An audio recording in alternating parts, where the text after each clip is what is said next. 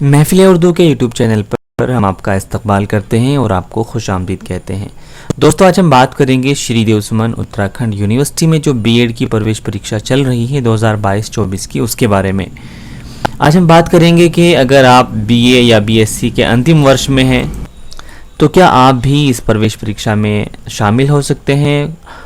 College की fees क्या होगी, कॉलेज आपको कहाँ पे मिलेंगे, परीक्षा का पैटर्न क्या होगा, इस तरह के सभी आपके सवालों के जवाब इस वीडियो में मिल जाएंगे।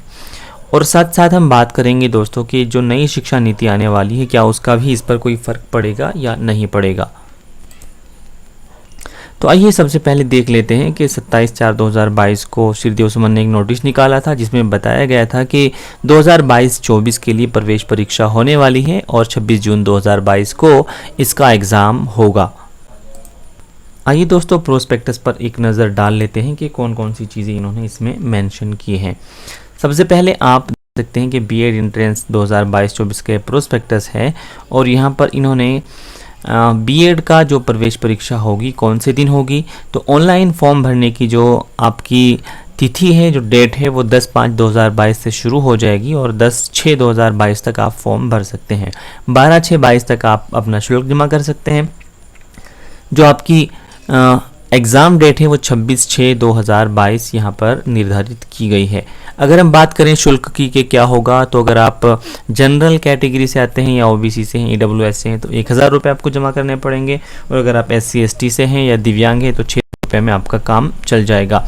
बात अगर करें कि प्रवेश परीक्षा के जो केंद्र है वो कहाँ कहाँ हैं, एग्ज़ाम सेंटर आपको कहाँ मिल पाएंगे, तो आप देख सकते हैं गोपेश्वर, श्रीनगर, नई टिहरी, देहरादून, रुड़की, उत्तरकाशी, पौड़ी, कर्णप्रयाग, अगस्त्यमुनि, कोटद्वार, ऋषिकेश, हरिद्वार आपको एग्ज़ाम सेंटर मिल जाएंगे।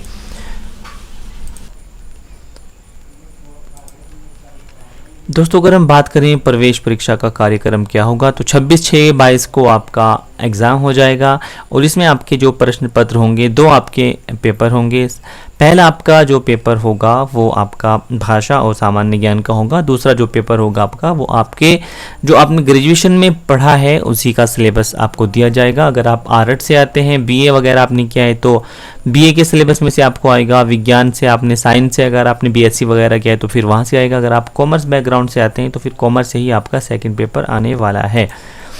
आइए थोड़ा सा देख लेते हैं कि और चीज़ें इन्होंने क्या क्या इसमें मेंशन की हैं। यहाँ पर साफ साफ बताया गया है कि फॉर्म आपका ऑनलाइन भरा जाएगा और फॉर्म भरने से पहले आप अच्छी तरह से प्रोस्पेक्टस को पढ़ लीजिएगा।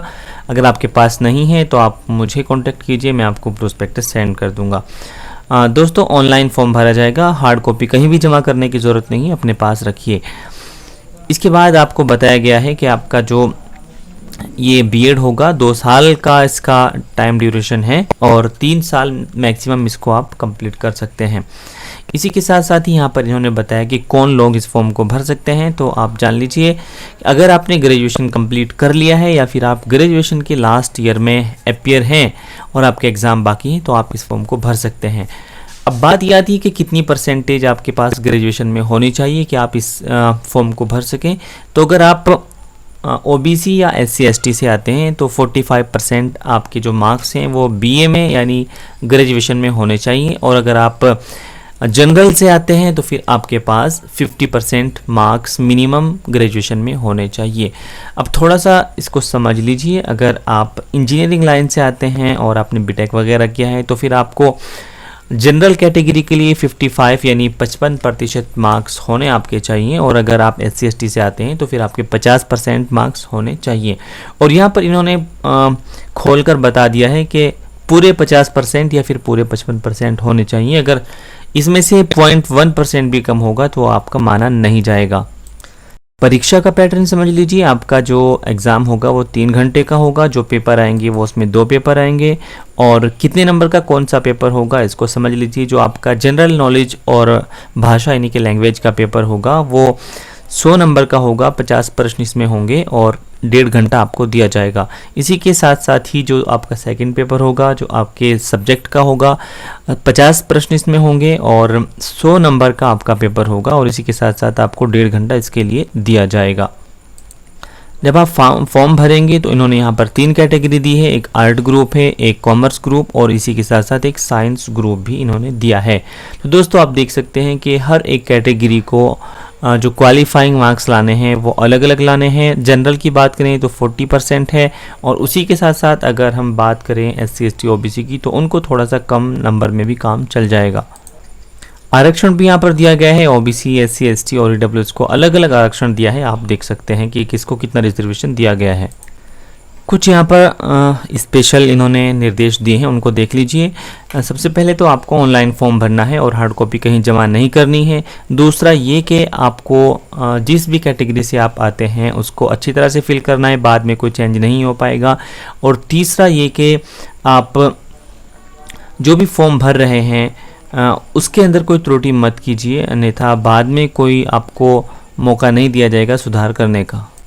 एक बहुत ही अहम बात यह है कि काउंसलिंग के टाइम आप एडमिशन लेते हैं किसी भी कॉलेज में, तो जिस कॉलेज में आप एडमिशन लेंगे पूरा बीएड आपको उसी कॉलेज से करना पड़ेगा। बीच में आप कोई कॉलेज चेंज नहीं कर सकते हैं। बाद में आप अपनी कैटेगरी भी चेंज नहीं कर सकते हैं, जो आपने फॉर्म में भरी है वही रहेगी। अगर आप माइनॉरिटीज़ से आते हैं तो आप उसमें अपने फॉर्म में माइनॉरिटीज़ जो ऑप्शंस हैं उनको क्लिक कीजिए। और इसी तरह इन्होंने बताया है कि जो डॉक्यूमेंट्स आप देंगे अगर उनमें से कोई फर्जी पाया जाता है तो उसके ज़िम्मेदार आप खुद होंगे और कॉलेज को पूरा हक होगा, यूनिवर्सिटी को पूरा हक होगा कि आपका एडमिशन वो निरस्त कर दे। साथ दोस्तों अगर आप NCC या NSS या फिर आप किसी नेशनल गेम्स में आपने हिस्सा लिया है तो उसके भी आपको एक्स्ट्रा अंक दिए जाएंगे, जो आप प्रोस्पेक्टस में देख सकते हैं। यहाँ पर दोस्तों इन्होंने थोड़ा सा मेंशन किया है कि आपका जो पैटर्न होगा वो क्या होगा। आप देख सकते हैं कि आपका जो प्रश्न पत्र होगा, जो प्रथम प्रश्न पत्र आपका होगा उसमें आपका हिंदी भाषा या इंग्लिश भाषा और फिर सामान्य ज्ञान, इसके टोटल अंक 200 होंगे। और आप अगर सामान्य या पिछड़े वर्ग से हैं तो फिर आपको 80 नंबर यहाँ पे लाने ज़रूरी होंगे 200 में से। और अगर आप SC ST से हैं तो फिर आपको 54 नंबर लाने ज़रूरी हैं और ये आपका 1 घंटे का प्रश्न पत्र होगा। दूसरे में आप देख सकते हैं यहाँ पर आपका एप्टीट्यूड होगा और आपका जो सब्जेक्ट है उसमें से आएगा और उसके 200 नंबर, यानी कि टोटल ये 400 नंबर का पेपर होगा। और अगर आप अगर आप OBC या फिर जनरल से आते हैं तो 160 नंबर आपको लाने ज़रूरी हैं 400 में। और अगर आप SC ST से आते हैं तो आपको 108 नंबर क्वालिफाई करने के लिए ज़रूरी हैं। अब ये याद रखिए कि सिर्फ क्वालिफाई में ही काम नहीं चलेगा, इसके लिए मेरिट भी लगेगी। अगर आप मेरिट में आते हैं तो ही आपका एडमिशन हो पाएगा, अदरवाइज सिर्फ क्वालिफाई करने से काम नहीं चल पाएगा।